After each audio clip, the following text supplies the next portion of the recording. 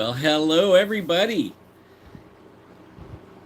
Thought it was time to go live. Wow, my hair's a mess. I should have looked at that. But I'm going to quickly turn on my tablet. I know the lighting's not that great. Wow. At least I have hair to get out and get messed up. So I'm happy about that. Let me see if I can find myself real quick. Want to know how everybody's doing. Boy, isn't the world falling apart? We kind of talked about that, but we're not going to talk about that. Not today. Today's fun day. And there I see it. Okay. Skip. All right. Hi, Renee. How are you? Yeah. So how is the sound okay? I was just wondering if the sound is okay. Hey, Mark. What's up, brother? Yeah, I'm not sure if the sound is very good. I have a fan blowing on me, and I don't know if that's like hitting the microphone or not. But only it's so hot. I'm having a great weekend so far. It has been really fun. Yesterday, I went out with Adolf, and we met Dino Dave. I don't know if you guys heard of Dino Dave, but he's a cool dude that looks for dinosaurs and pterodactyls. So he's in our area. Our area is like pterodactyl headquarters or central, like we have lots of pterodactyl sightings in our area.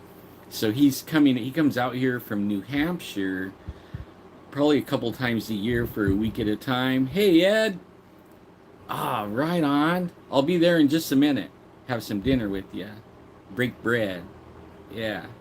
Yeah, so it's been a minute since we've chatted, and life's been like crazy for me.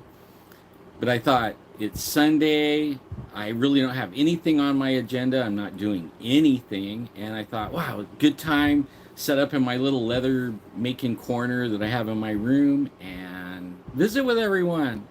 Yeah, but only I want to start sharing like no hardcore stuff. I do want everybody to get right with Jesus right off the top, right off the gate.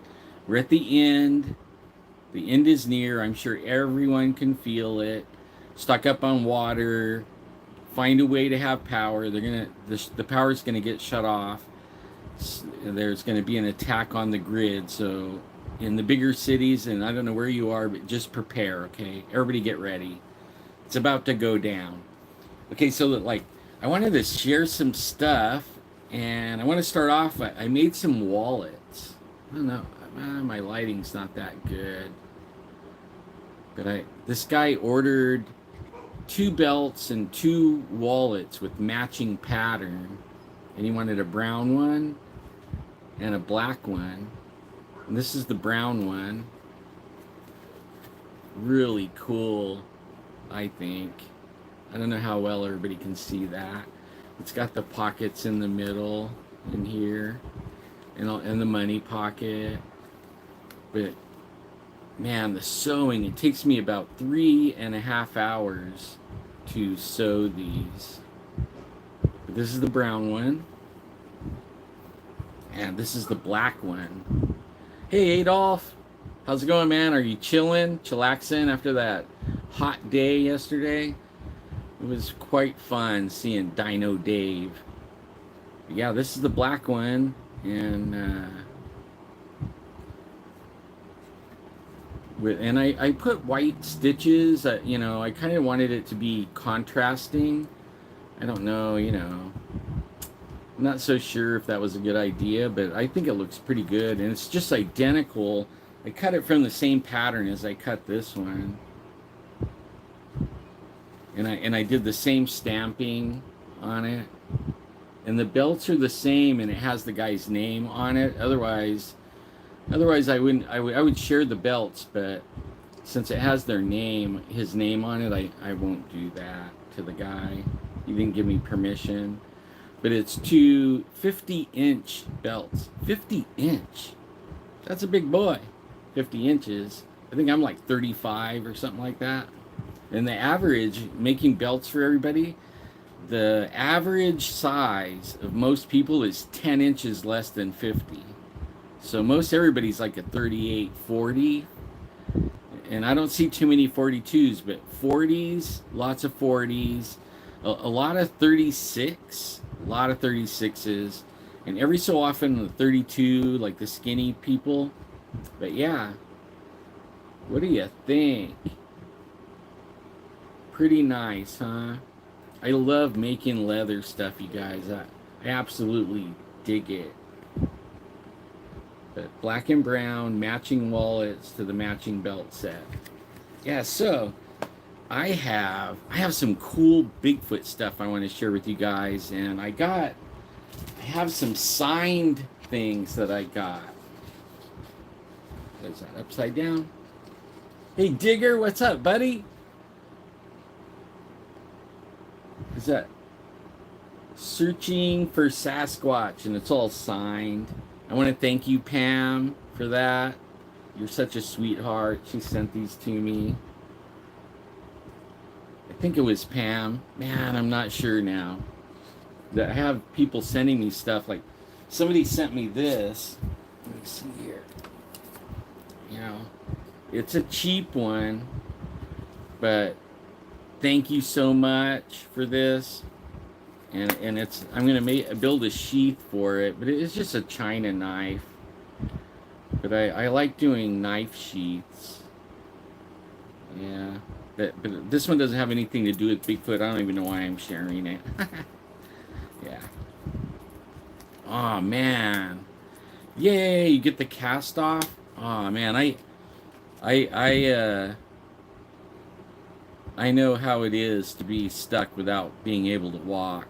In fact, I just was, here's a knife sheath I made, since we're talking knives, but I did a 5K, it was actually a 5K run, and it was for a Bigfoot medal, and in fact, I should have brought that out. That's a collectible that I have, and I came in dead last. It was 5K, all the way. It was like starting out at Shaver Lake, and the hike went down 2.5K to the lake, and then 2.5K back up to the trailhead. I barely could walk it.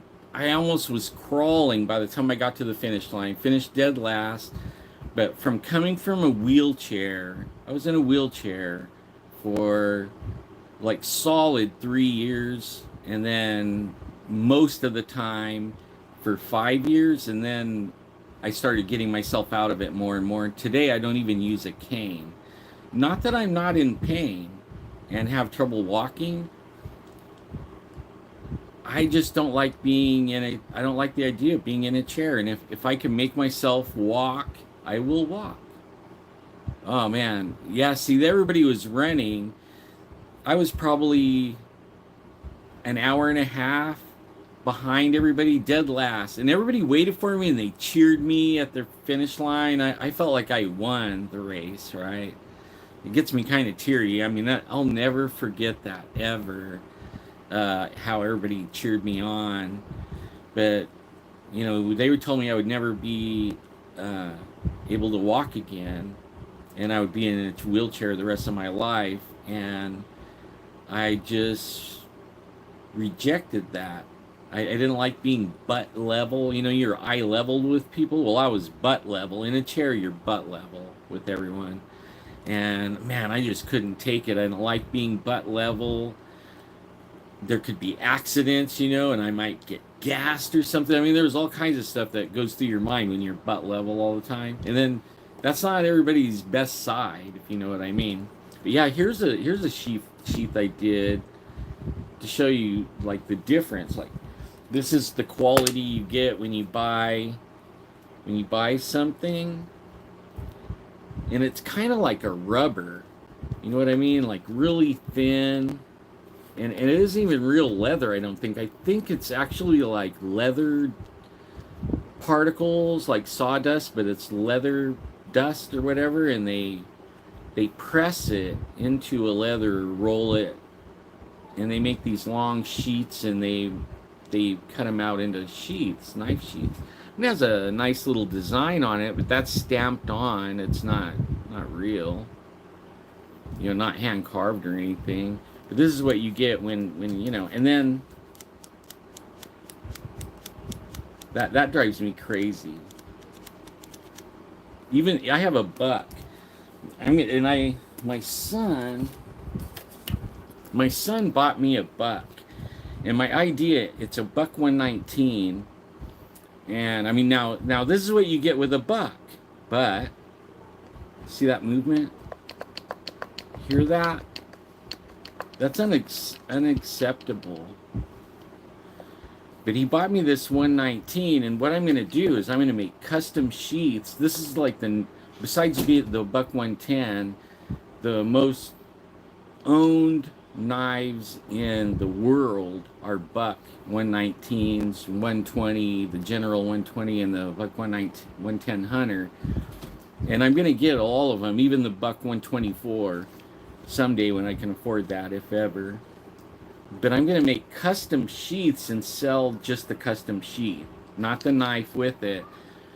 But to make them like this, okay, and it won't be this design. This has no tooling or anything. I just threw this together because this knife is so cool, right? I am not complaining. I enjoy it. You bet, bro. You bet. Get yourself up walking around, man. If you don't use it, you lose it, you know. Yeah, see, I want to get the general. That's a little bit longer blade than the 119, but I'm going to make custom sheaths and sell them. Yeah, the 110 and the what is it, the 112. Yeah, I used to know all of them, but listen, you hear it rattling?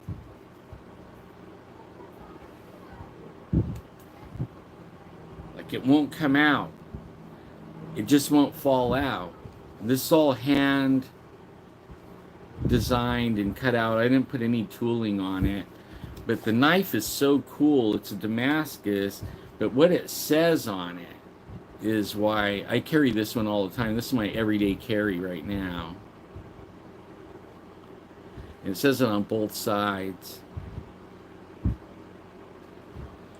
But yeah, so my idea is take the most widely owned knives, and I have the knives, and then I can custom build sheaths.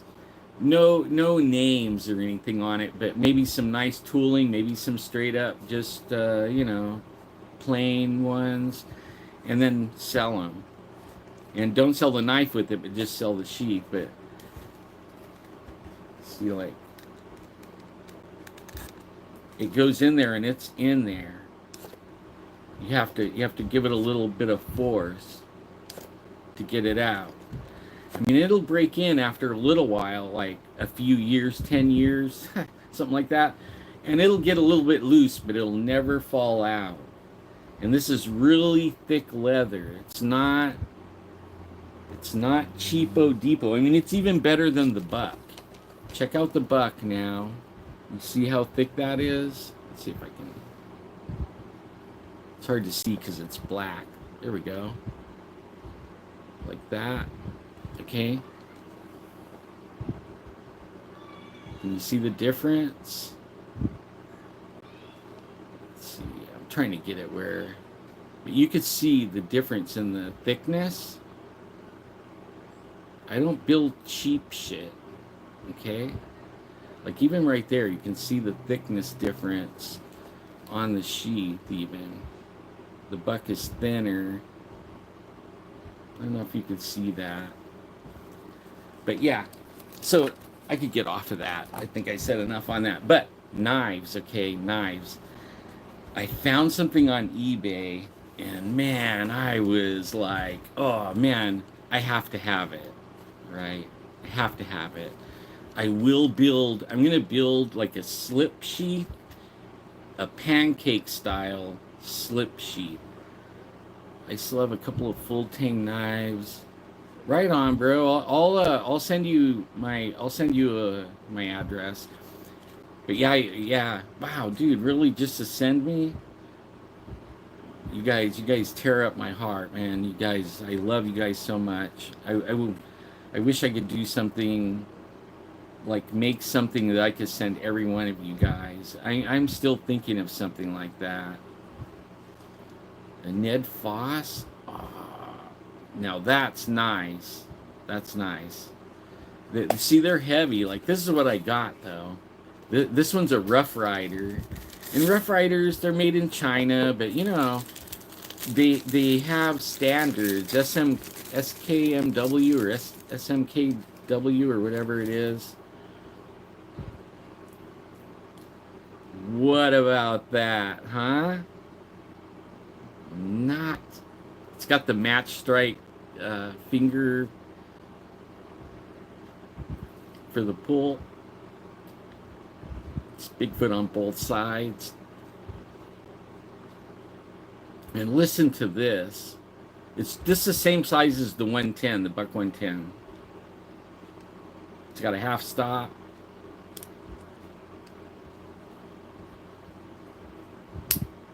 Man, you hear that snap? You know it's quality.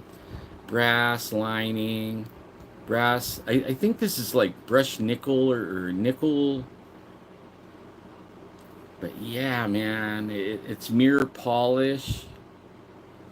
Like you guys can see it. Mirror polish.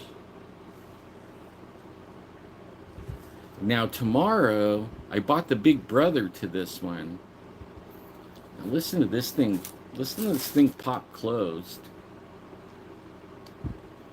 Okay, at the half stop. Okay, I'm just gonna. Man, it just clicks shut really nice. I'll never use it. I'll never use it. It's just going in my collection. Now they have another one. Rough Rider put out another one. Same pattern as this, but it doesn't say Bigfoot on it. It has a Bigfoot track.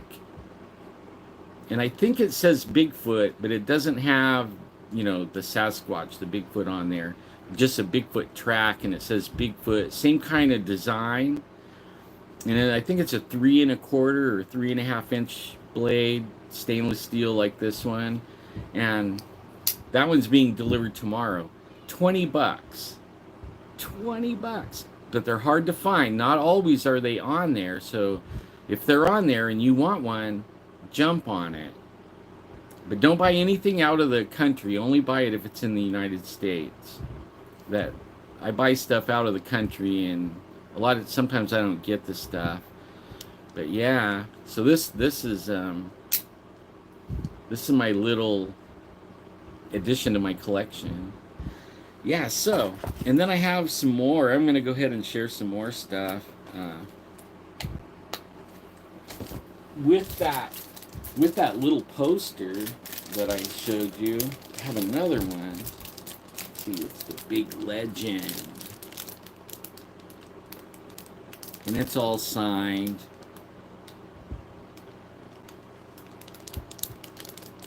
Isn't that cool? Yeah, so I have so much Bigfoot stuff. It's like I think I have under my bed that like these are all kind of bent, but under my bed I have a big box that I collapsed and made it, you know, flat, and I have probably 50 posters and things like that, and I put them in that and close it down, and then I have a tub full of Bigfoot stuff, coffee cups and t-shirts and stickers and just all kinds of stuff, travel mugs, t-shirts, you know, just everything Bigfoot. And I have like 6 big totes or whatever you want to call them, tubs full of Bigfoot stuff, all kinds of stuff.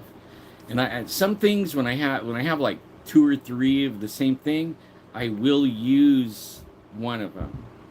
You know, that way I can sport around, you know, with a coffee cup that says Bigfoot on it.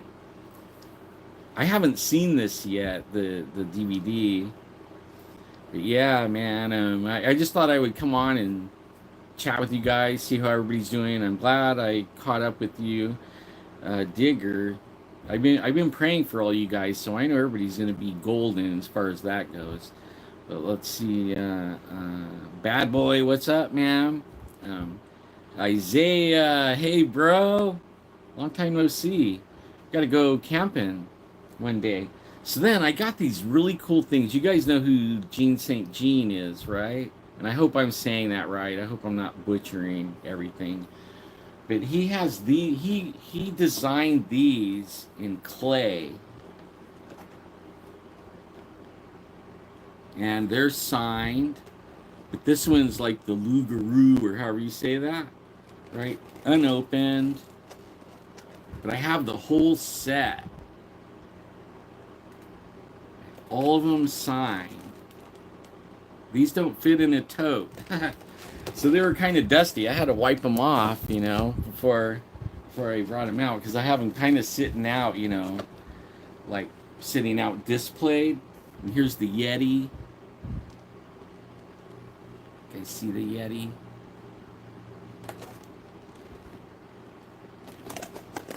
Yeah, but I have all of them. Man, and that's a mean looking Yeti, huh?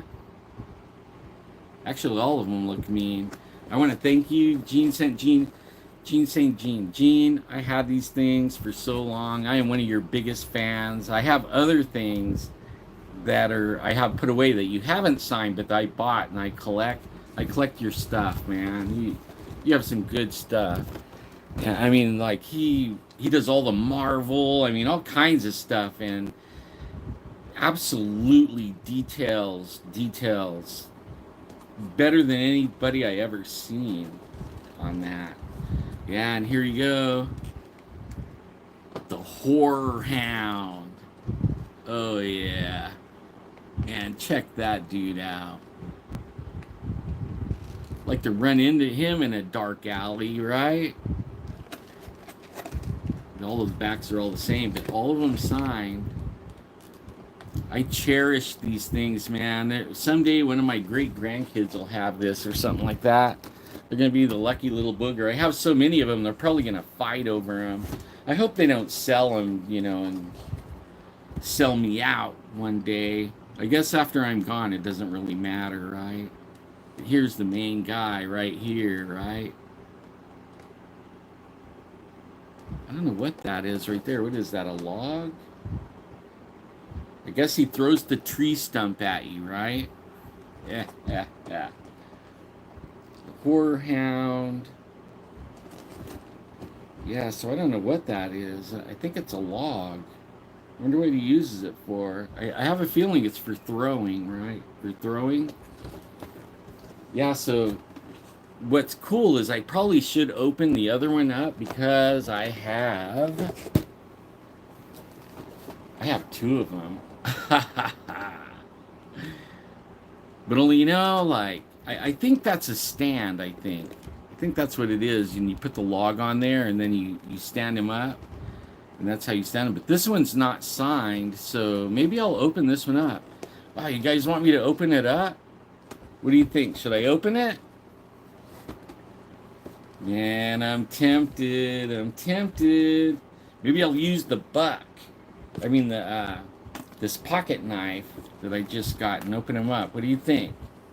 You see how sharp it is, right? I think I'm really going to do that. Yeah. Oh, yeah, I love the snap of knives. I love it. Let's see, I don't know how this goes, but let's see how sharp it is. Ooh, cut yourself. I don't know, maybe I should do that a little. I don't know if this thing can do it. It's pretty sharp. Actually, it is opening it. How about that?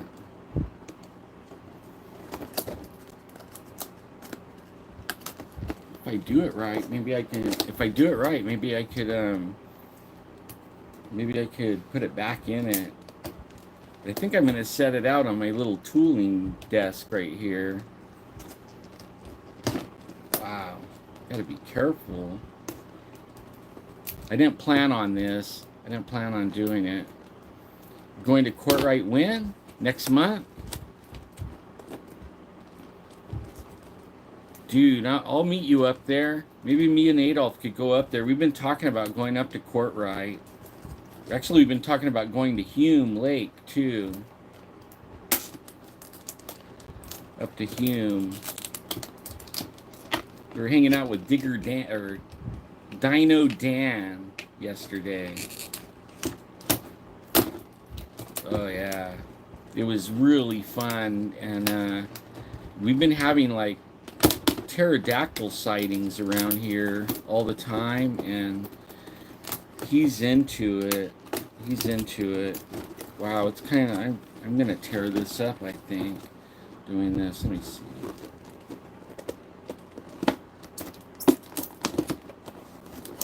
Yeah, I tell you, this thing's pretty sharp.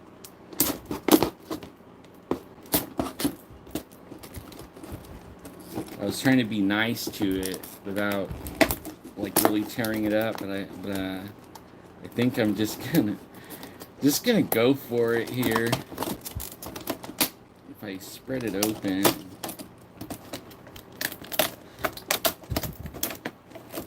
I only have to open it a little ways. We'll get a really good look at this stuff now. Hope you guys don't mind me opening this up.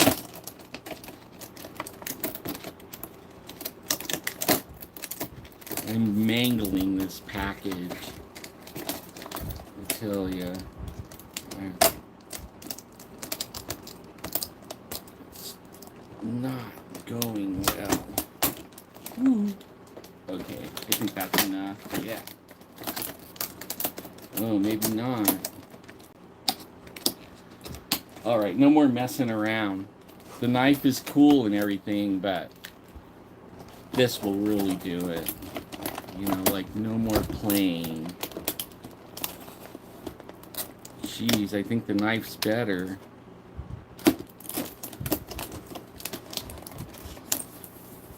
No, the knife's not better. I'm taking way too long. Sorry, guys. I didn't mean to take this long. I didn't really plan on it, but I'm kind of excited to see this open.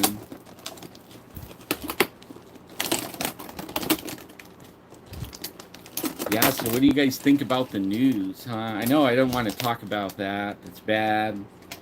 God's been showing me some stuff, and you guys got to get ready. Got to get ready. It's bad.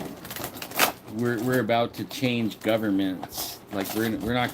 Everything's going to be different. We're going to change banking systems. The whole thing. We're changing it all. Yeah, I didn't even realize this wasn't signed. I didn't even realize that. Wait, let me close up my knife. Call that a knife? That on a knife. Close that up. Whoops. Whoops. Whoops, whoops, whoops. Alright. Here we go. Man, this thing's like held together everywhere. Okay. Really good packaging.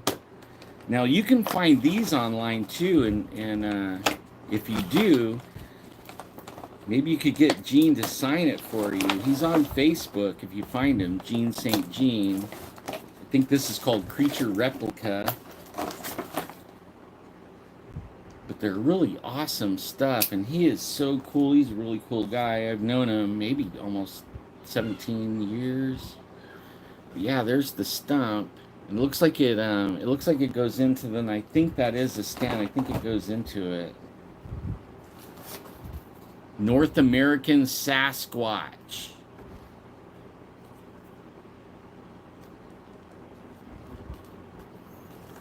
Wow. I'm gonna have to take it into my little granddaughter in there and have it beat up her dolls. Maybe it can throw the dolls around the room or something. Yeah, man, it's really good. It's solid. It's a solid little toy. I like the look on his face. He doesn't look mean, does he? He's looking like he's ready to throw those little dolls around. Yeah. Wow, his elbows bend too. So does his hand. Hey, that's pretty cool. I can't get his elbow to move that much. He's kind of frozen in place. Heading over to Rumble in a little bit to watch Disney. The big people don't believe in me, but they believe Biden. Dude, that's funny. I got one on.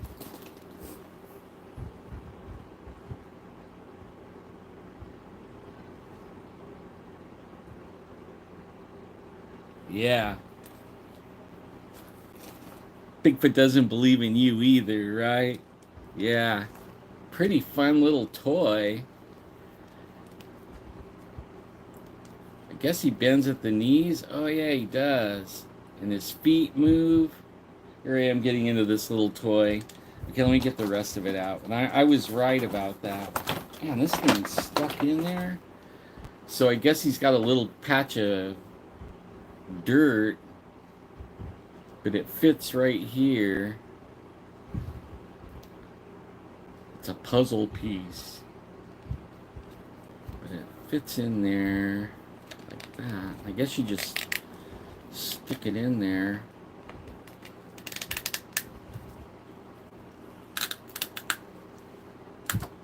Cool. You got a piece of dirt. And I guess these little posts right here, Bigfoot sticks into those, I guess, right? Yeah, he does. Man, look at the detail in the bottom of his feet. What? That is pretty cool. Wow, Gene. Does he? What about his butt crack? No, I'm just kidding. But no, seriously. He's like totally detailed.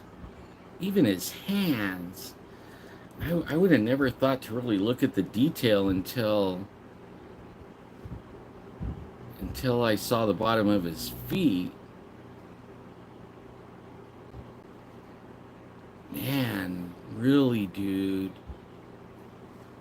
That's amazing. See, now this is what I saw, you guys. This is what I saw. Now the only difference of this guy and what I saw, he was black, jet black, like a black lab, and that was the only skin you could see, right? All this was covered with black fur. And his color, the color of his skin was kind of this color. The tan in the color of his skin around his eyes was this color right here. Yeah, there we go. That color. So he was totally jet black. Around his eyes, right here, was this color. And he was well groomed. You know, the fur was, or hair, or whatever you want to call it, was probably like that long. Shiny when the sun shined on it and he was moving, the sun was shining off of it like it was a little bit, like, well, you know, clean.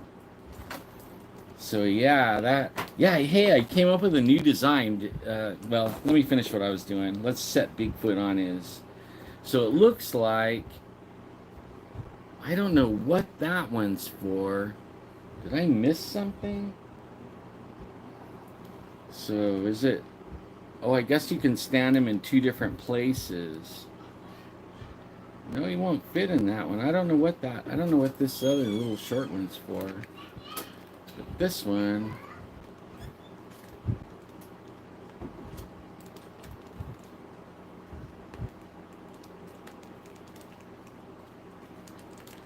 I don't know. There must be something that goes to that, unless you spread his feet out or something.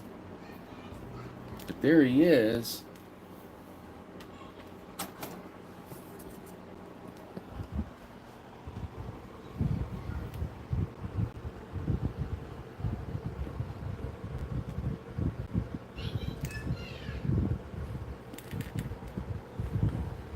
So I shared my Bigfoot with the Bigfoot peoples.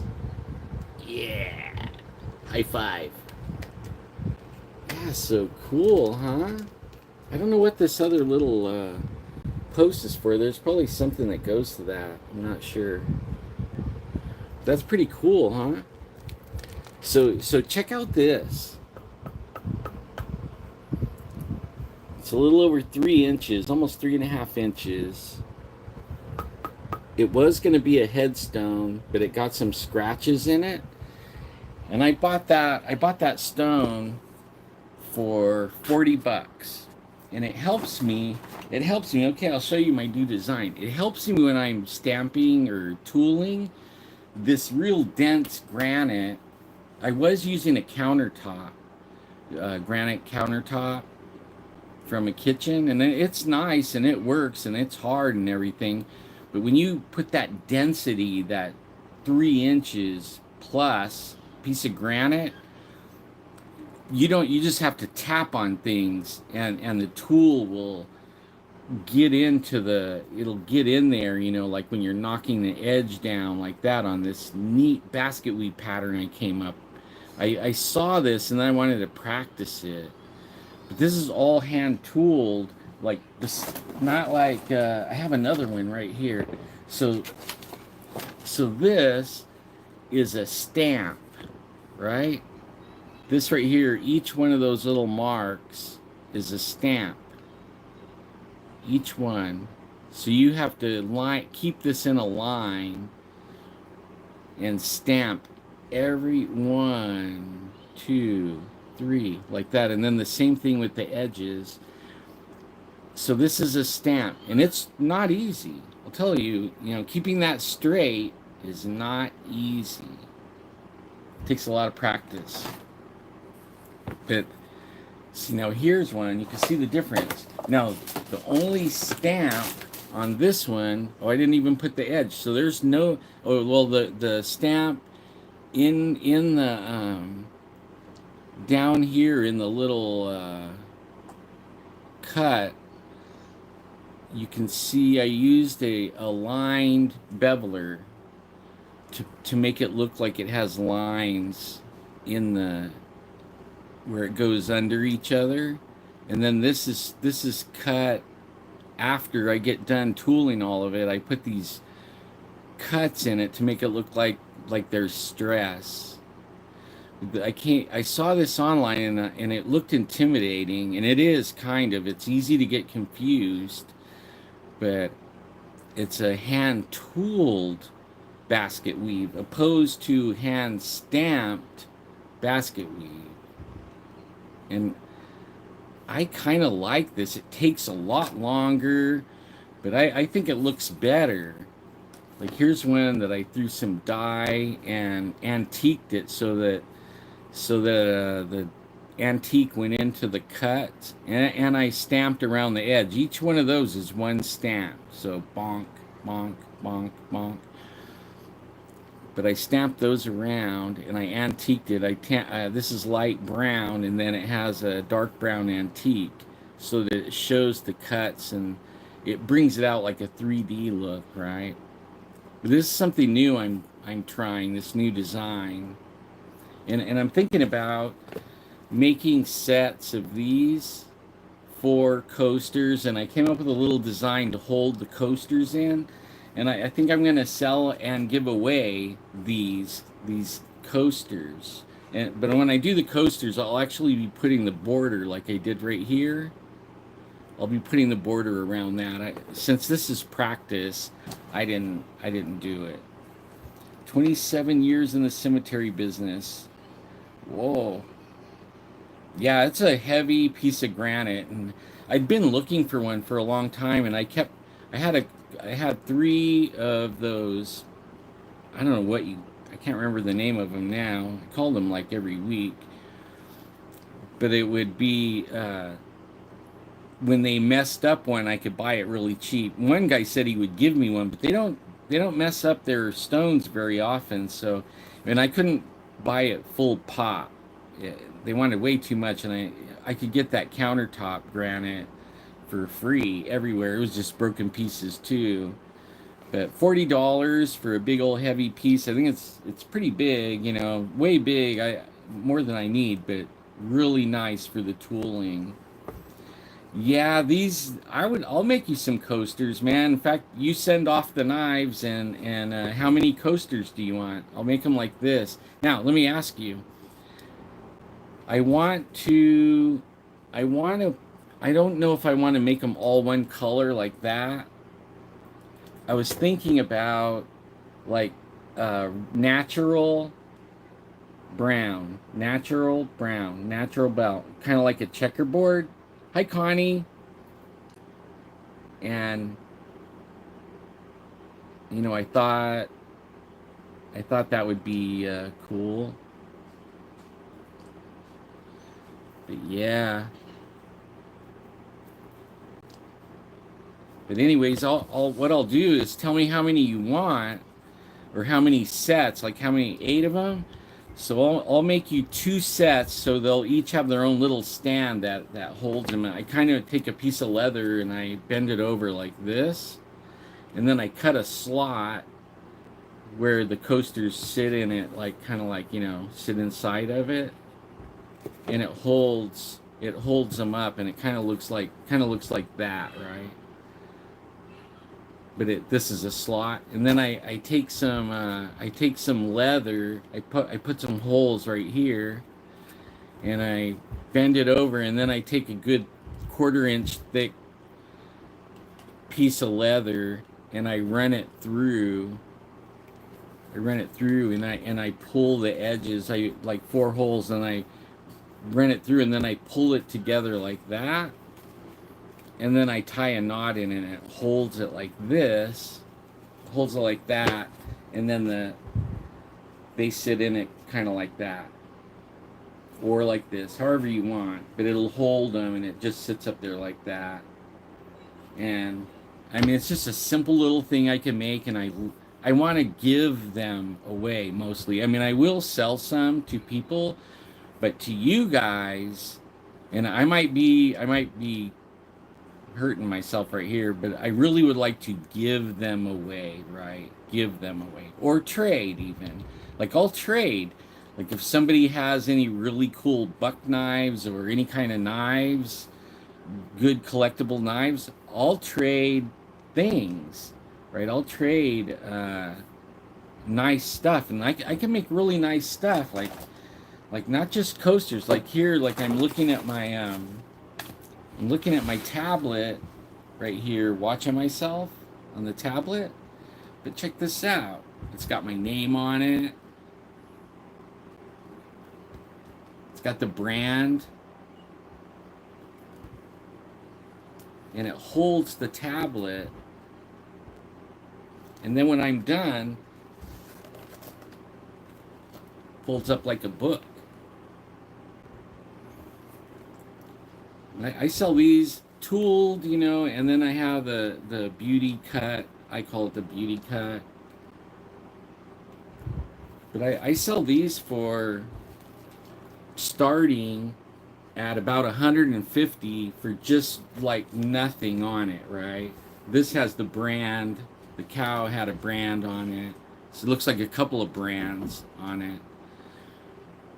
But when, like, I can put basket weave on it, I can put designs on it, but when I'm ready to use it again, and then it has a pin holder, that's what holds it, and then this has elastic. I use elastic to hold, and I got the pattern and the template for it from Maker's Leather Supply. And I bought it, and now I can make them. This tablet is too big for the actual design. And then what I did was I increased the size of it by 1 inch all the way around, and then it fits my big tablet.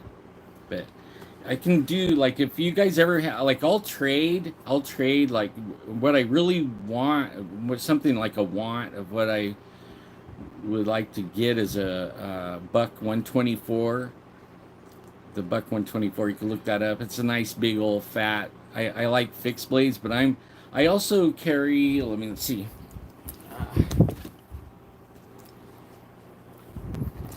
I mean, I'm like a knife collector.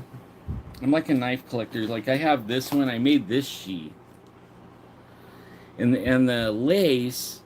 I cut this out of leather. I make my own lace, and I designed the sheath, and I closed the hole up.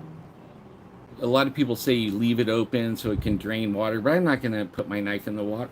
But only I didn't put no dye.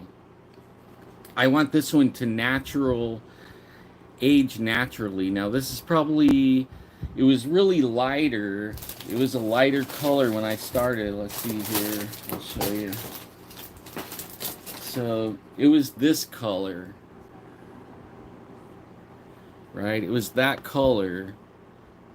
But over time now and going outside, it's got a tan. But it was this color when I started. So it was just natural. No finish on it, nothing, no dye. And another Damascus. This is my other everyday carry. I either carry the one that says don't tread on me, or I carry this one. And again, it doesn't yeah, you know, I do too. I make a lot of things that are natural. Like when you're tooling, you have to have a leather weight or something to hold the leather down. Like if you're tooling this, say, see how it's like bowed up or bold, you know, and it's kind of bowed. Well, when you're tooling it, it wants to move around, so then you throw this weight on there, and this is just BBs, but this also is natural. But this is probably a year old now. I made this and I filled it up with BBs, and it's just heavy. It's just a heavy weight. But yeah, and then I made my wallet. This is my wallet that I made. I used the same template to cut the leather out so it looks the same. Only for me, I have to put embellishments in it. Like I like flags and I like blasters. So I have blasters and flags, but I also like the basket weave. You know, and rarely do you see any of that in there, right? Rarely. Very rare, very rare. But I do have some right now. But then, like knives, like you were talking about the CRKT, which I call a cricket. I do carry. This is my other carry. Like a lot of times I'll have maybe 3 or 4 knives on me all the time. This is my go-to all the time. This is in my pocket. This is kind of weird. This one has a double lock on it. You see that? And then it also has the liner lock down here. So in order to close it, you have to pull this and pull that at the same time, and that releases it. Yeah, it's the M16 model. And then this screw right here, you can adjust the tension so that it's either easy or hard to pop open. But it took me a little while to get used to this double lock thing. It really did. Because it won't undo. You have to have both of them. And then my other carry is this one's like one of my favorites right here. Everybody knows what those are, right? These are like so light and they disappear in your pocket, but they're the sharpest little knives you ever saw. And you can tell I use it like crazy. This is probably what I should have busted out when I was opening up the Bigfoot thing. Yeah, Spyderco. And actually really good knives, right? These are really good. They're a little pricey, but they're really good. This one's from BZ. Actually, this is from BZ too. Thank you, BZ. Actually, the tablet, I think I earned the tablet, though, putting his computer together. But yeah. Yeah, so I like knives and I like blasters. And I like Bigfoot stuff. But that said, like what I was talking about was because I don't, it's hard. I don't know about you guys, but it's really hard to accept gifts, especially for me. Like, it's easy for me to give gifts. I love doing it, but I always was, I've been out working on my own. I started working, man, 8 years old. I had a lawnmower route in my neighborhood. I had like 8 people that I would mow the lawn, and I don't think they really needed me to mow their lawn, but only because I was dragging my lawnmower, a broom, and a rake and a shovel, and I would go around and knock on doors. And I had a route, and every week or every weekend I would go and mow, alternating these people's yards like every 2 weeks.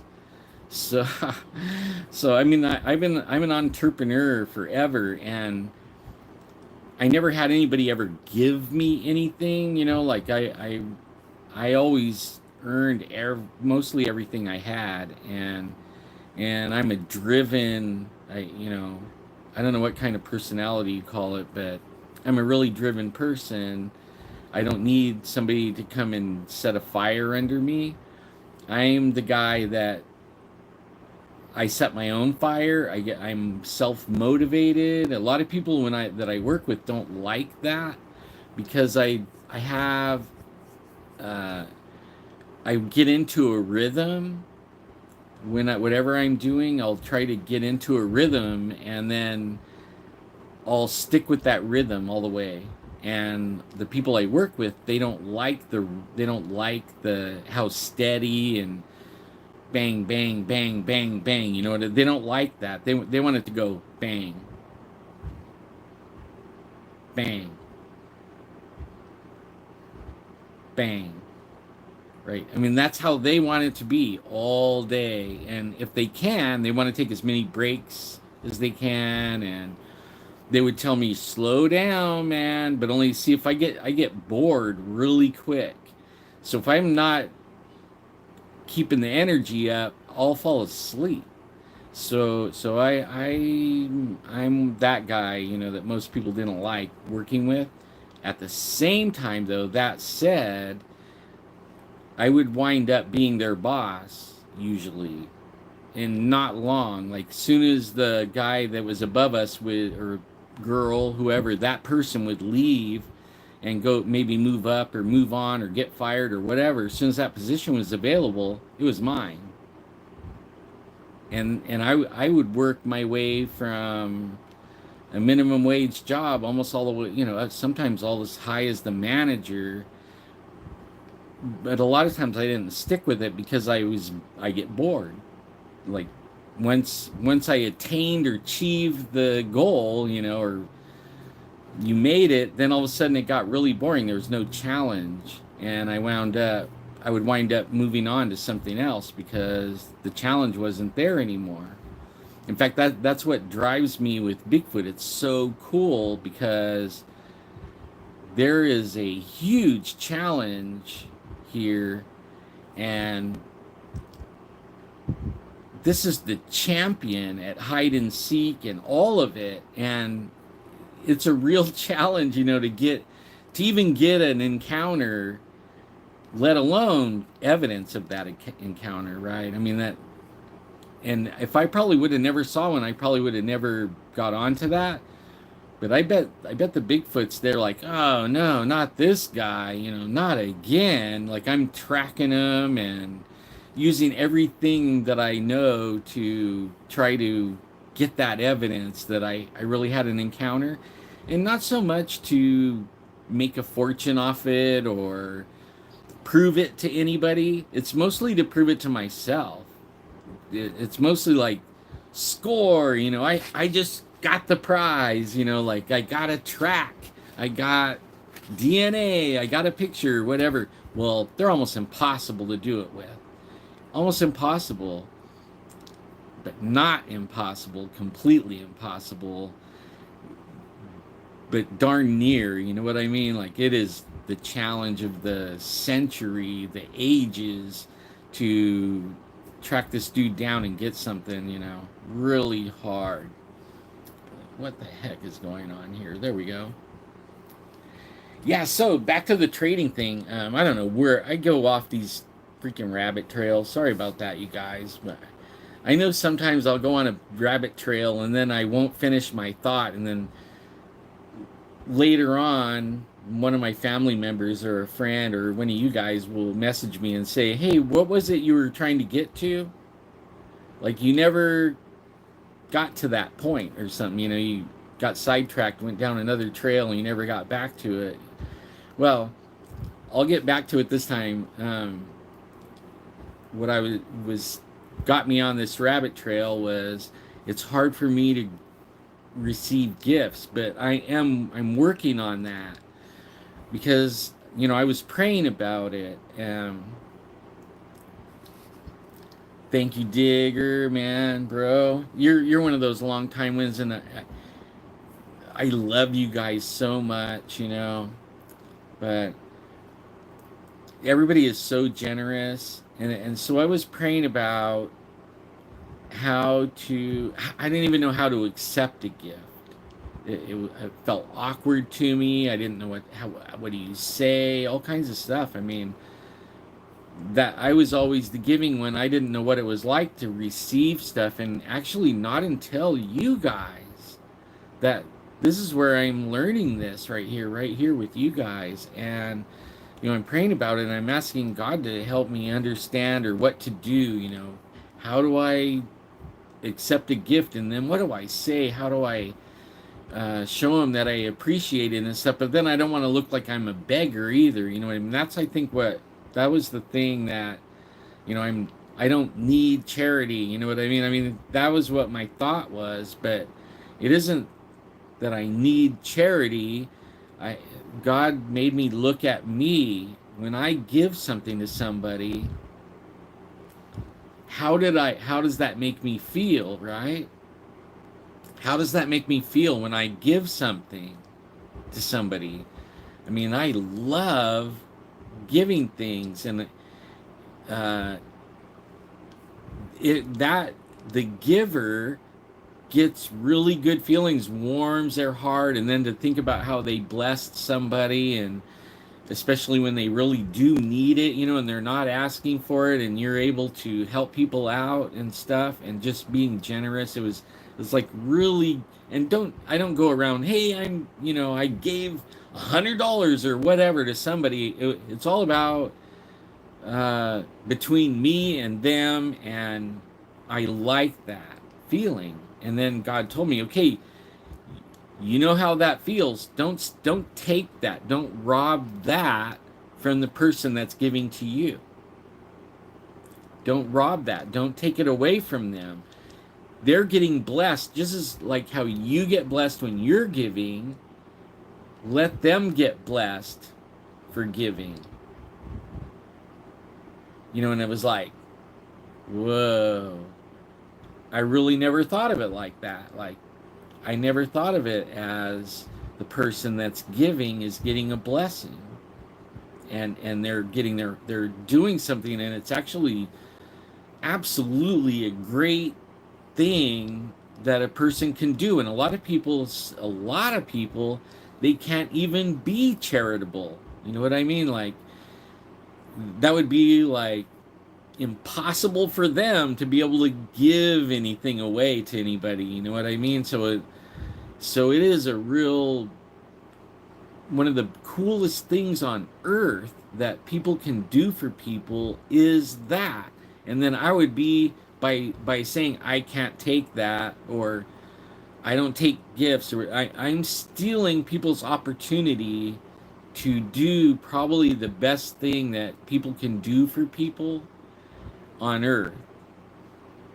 And so now I come at it like that, right? And I'm probably getting all mushy and everything. I'm sorry. I just wanted to say. So now, I still want to give. In fact, but only I would like to trade too. Like if people, it makes me feel good too to trade.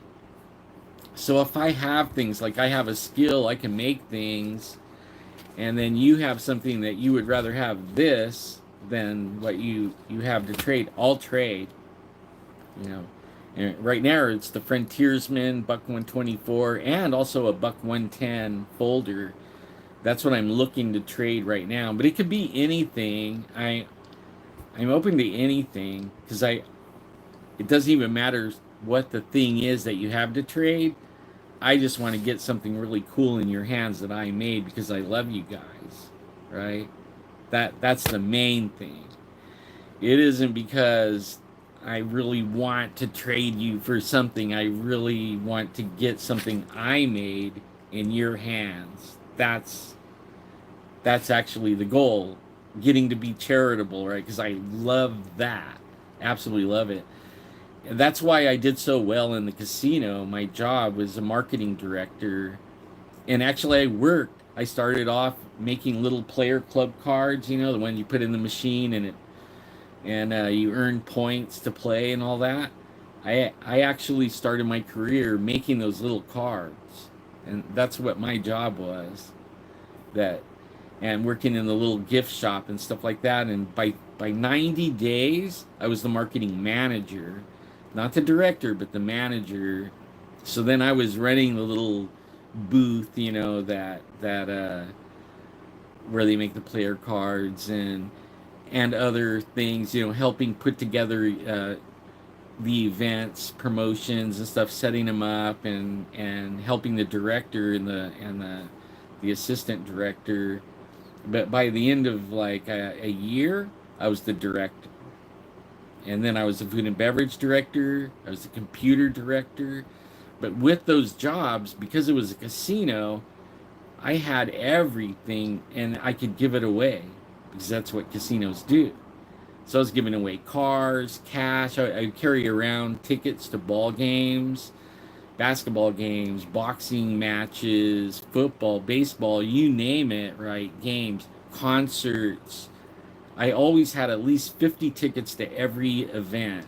And I mean every, except for the Super Bowl. The Super Bowl, I would get 2 tickets every year. I never went. I could have, but I always made that, as the director, I always made that a promotion.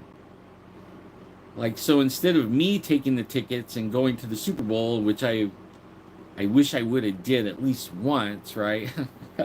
But I didn't because it was so fun giving stuff away. And then hearing the people when they come back, like the last one I gave away was, it was the Super Bowl in Florida. And it was like 2000, I think. 2000.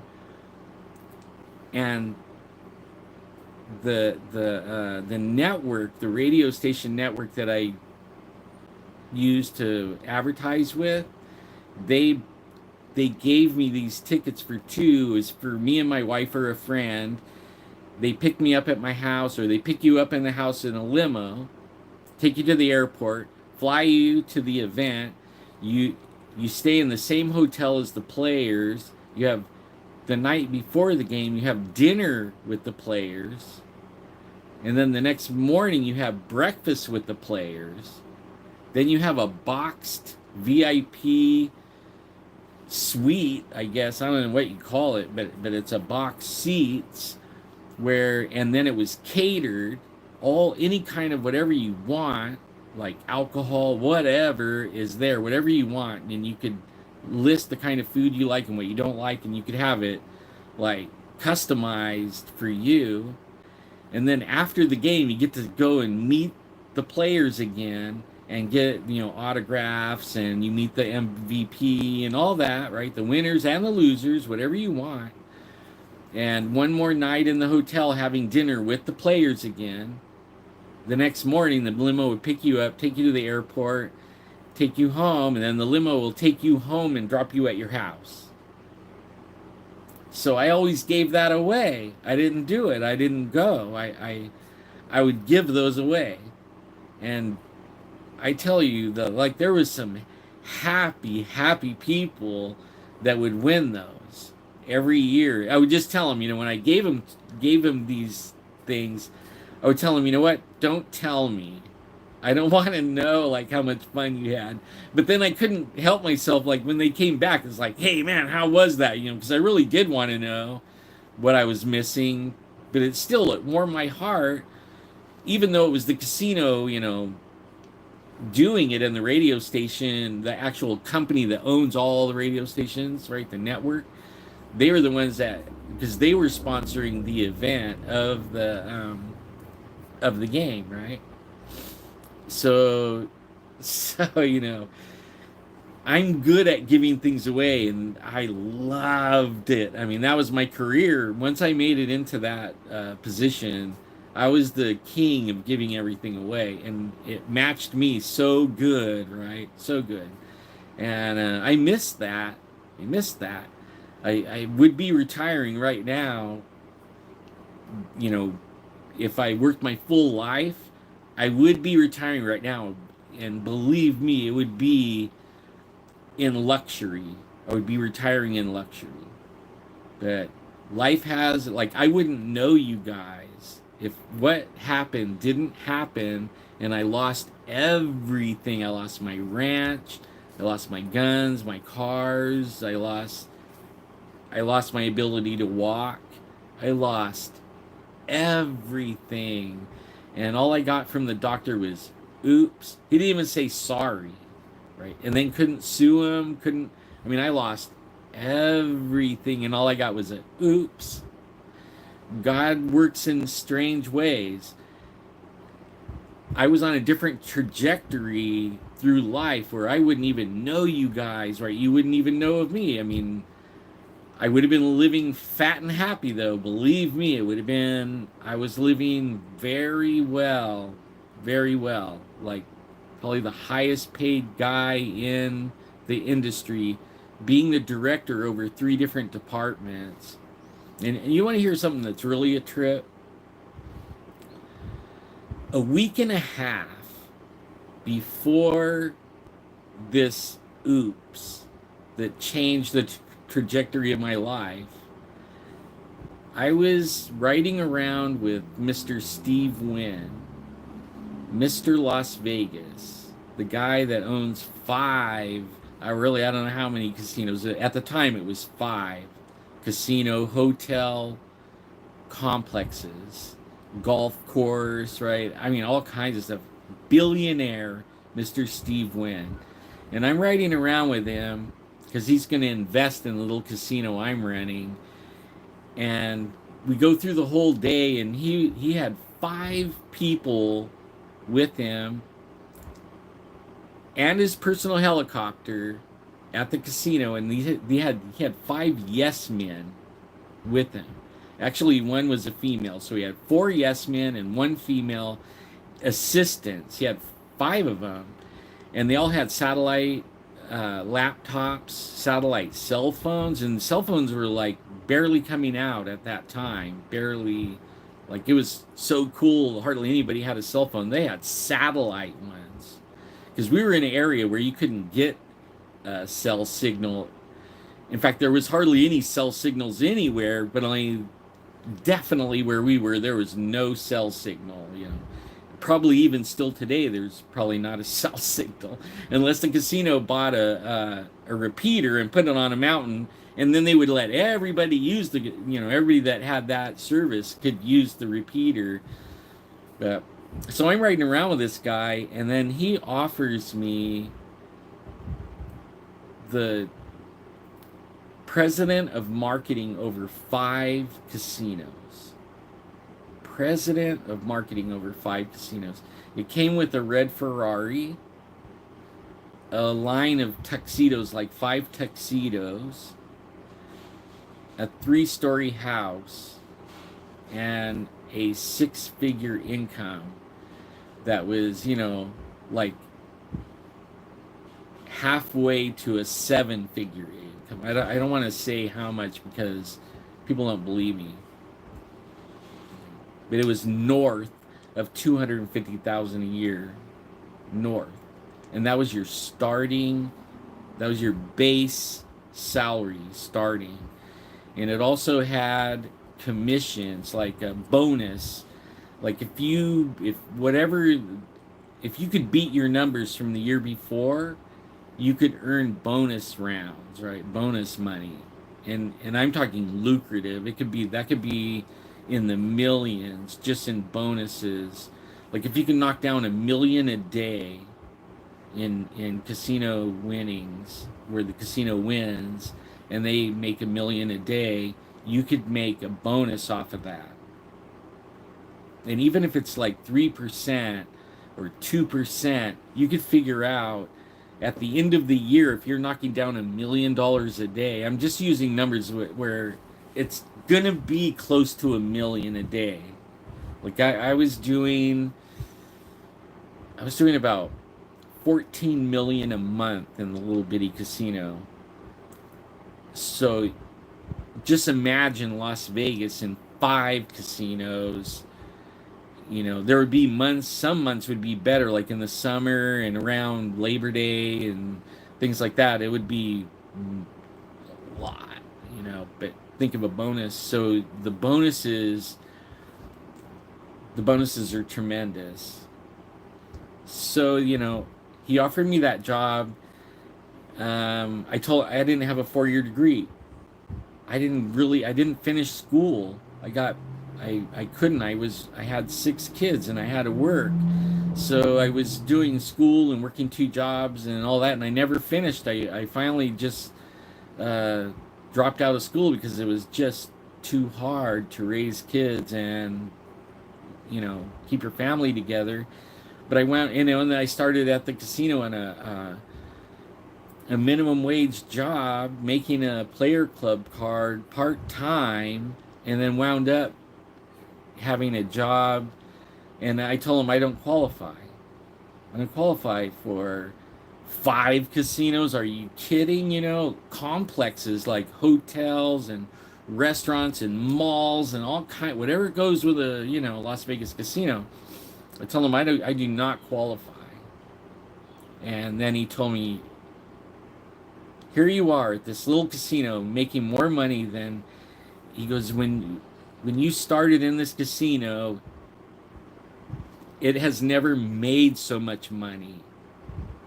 Ever since you got in that position, you break the numbers every year by a lot.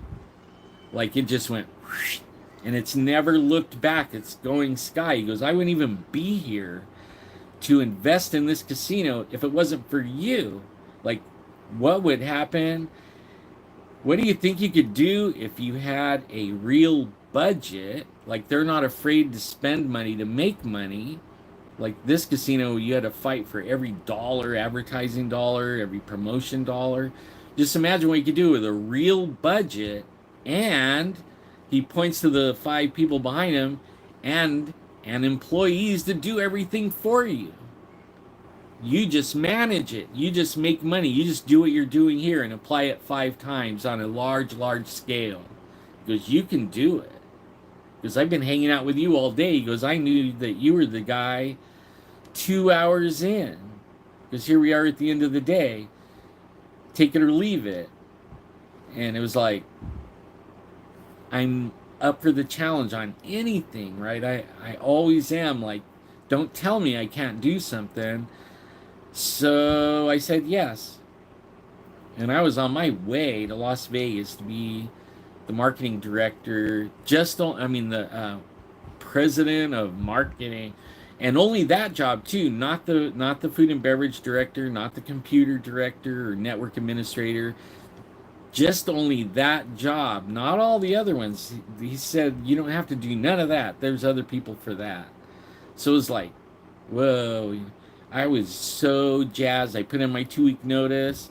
Then a week and a half later, I went to the doctor for a heart test. They blocked the artery in my leg. 8 days later, I was losing my leg. Changed my life. Changed my life. Completely changed my life. But if that didn't happen, and I had already seen Bigfoot, but I never had time for that. But when I had time, guess what? I went after Bigfoot. And here I am, and I have all these friends, and I hope more friends, and I probably had the best time of my life doing this. Yeah, I don't have things, like I used to have, anything I wanted. Now I don't have anything I want hardly, but only I'm way more happy. I don't owe anyone. I don't have any credit. I don't have good credit. I don't have bad credit. I have no credit, right? But everything's paid off. I don't owe anyone. So I'm like really happy completely. And God bless me with all of you guys. And there's been some hiccups though. There's been, like, I died. Jeff killed me. You know, yeah. I mean, there's been some weird trips up and down right here, but only, you know what? That's what makes life fun. It absolutely is fun. And I'm still friends with Jeff. We don't do a lot together, but I'm still friends with him. I could be a friend to anybody, and they could even be nasty to me, and I'll still be their friend. Only I don't want to be in their shoes when we're standing in front of Jesus, right? I don't want to be in their shoes. Like, whoever is like that, I don't want to be in your shoes when you're standing in front of Jesus. Be however you want right here. This life right here, it doesn't matter. In the scheme of things, this is just a little speed bump in your existence. Okay? We're here to learn one thing. And that's how to treat people and be charitable and nice and loving. That's what we're supposed to learn. That's actually what counts. We get on the other side, how big your car and house is and bank account, that isn't what defines you over there. That isn't anything over there. That's absolutely nothing. And actually, it will hurt you if that's what's most important to you, because the devil is smart. He has made it where the American dream, he has made the goals not applying to the rest of your life in a positive way. And I mean, we don't die. Okay, we don't die. We live forever. I learned that when my life went oops, right? That's when I learned that. I died, and I went over there and I learned it's absolutely like you go from this life to the other realm, and it was like a blink. Okay, you don't die there. It's absolutely a wonderful thing, because when you get on the other realm, you don't die, and you don't get sick. You don't have arthritis, you don't have gas, you don't have nothing, right? Like, everything works 159%, and you live forever and ever and ever and ever and ever. And here we are in this maybe 100, most of the time 70 to 80, maybe 90, years, and then we go into the other realm. But we put all our eggs in this basket right here. And we live like this is it. And we're greedy and self-centered and mean, and we don't care about nobody. And those things that I'm talking about, that's what matters in the other side. But the devil has made everything, the commercials, the ads, like everything is to pleasure yourself. Me, fame, whatever, right? It's all about me. And it's not supposed to be. Because when you get in the other realm, that doesn't matter. You'll be able to travel at the speed of thought. You don't have to work. You don't have no pain. You're not going to die again. You're not going to get old. You're going to go forever. This doesn't matter. All this doesn't matter. So, be kind to everyone. Be generous. Do what you can to set up your actual next place that you go forever that isn't going to change, like this one's going to change once, and then we're in the other side, actually do things that puts like a nest egg over there, rewards and clout, your, you know, what, where you're going to be in your position in heaven and how close you could be to Jesus. And I mean, like the rewards over here come from being charitable and loving and kind, and that's what counts. Not how much you can earn, how many cars you have, how many knives you got, you know, how many dollar signs you could earn every year. In fact, all that stuff, guess where it stays when you die and go to the other realm? It stays here. You don't even take it with you. You came in bare naked, butt naked. You go out bare naked, buck naked, and you leave everything here. And everything here is degrading, just like our bodies are. We're getting older and gray and losing our hair and arthritis and a backache, and so is all this stuff on this side rusting and molding and falling apart, and in, you know, a certain amount of time it'll be back to dust, just like us. It is even worth the effort to go after it, really.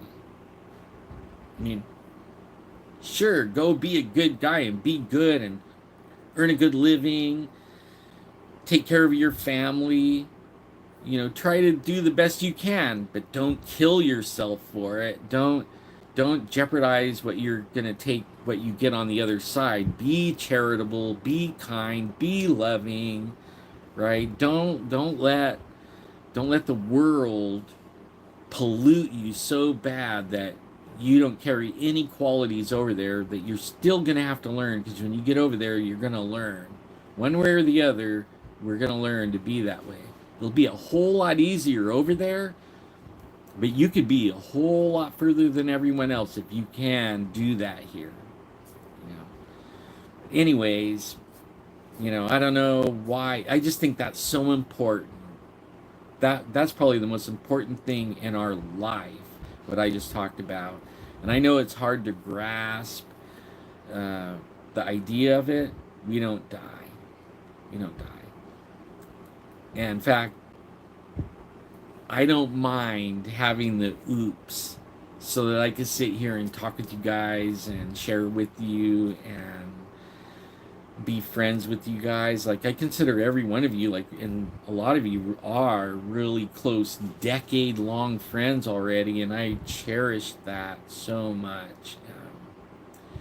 It's amazing that I'm even saying that, like, that I can actually say that I have all these friends for over a decade, and they're really good friends. I mean, you guys are like my bestest friends. And some of you I never ever met, but I feel like, you know, like that. And I hope you guys do too, because really I feel like that. And I pray for you guys every day. I pray, you know, lately I've been praying for the world. The world's on, it's going to go bad. But I don't have to tell you that. You can watch the news. In fact, don't watch the news, right? Don't watch the news. But only research and find out what's going on. We're getting ready. Like, I think Jesus is coming quick. Like, quick. I think there's going to be a trumpet blast, and we're going to change, and we're going to be heading to Jesus. He did give me a message, though, like 2 weeks ago. I should share this with you guys. He told me, don't look back. Like, when you start heading, when you hear the trumpet and you change and you start raising up, heading off to him, don't look back. He said, what you're going to and who you're going to him and where we're going, there's nothing over here for us. Nothing. Don't even, like, worry about your family. He told me you have everything under control. Don't worry about what you're leaving. Don't look back. Keep your eyes on him. But he was telling me that there's going to be a lot of people as they're going up to him and they realize what happened and they start heading to him, they're going to turn and look back. Like, is their wife coming? Their husband coming? Is their kids? You know? He said, as soon as you look back, that's where your heart is. That's where you go. So, you could be in mid-flight heading to the wildest party you ever heard of, right? To be with Jesus and can start that forever life. And then you wind up looking back to this and then going back and having to suffer with everyone the next 7 years. He told me, don't be a pillar of salt. That's what he said. Don't be a pillar of salt. Don't look back. Keep going. Everybody will be right behind you. No matter what happens, they're still going to be over there. But they might have looked back. And they might be on this side and have to stay right here and go through that, putting themselves through it. Because they cared more about this world and everything in it more than where you're going to spend eternity. I don't get it, but I'm going to not look back. I told my wife and my family, don't look back. I told my friends, I put on Facebook, don't look back. Whatever you do, don't look back. We're getting ready to hear the trumpet. We're getting ready to go. Ask him to open your eyes and let you know, to reveal that to you, that we're on our way. We're close. We're close. But it's also, a lot of people say, well, it's the end. No, it isn't. It's the beginning. The end of this bullshit, right? The end of this bullshit down here and all the evil and egotism and you name it, like bad shit. It's the end of that shit. We're going to start the beginning of a new everything that is, you can't even imagine. You can even imagine a little teeny bit of it, and that's all.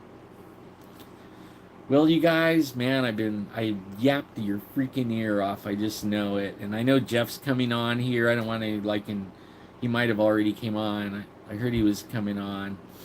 But I want you guys, I love you guys. If you want to trade, put a comment in there. Mark, you're my friend in Facebook, right? I'll message you or message me so I remember to give you my address, and we'll make some. I'll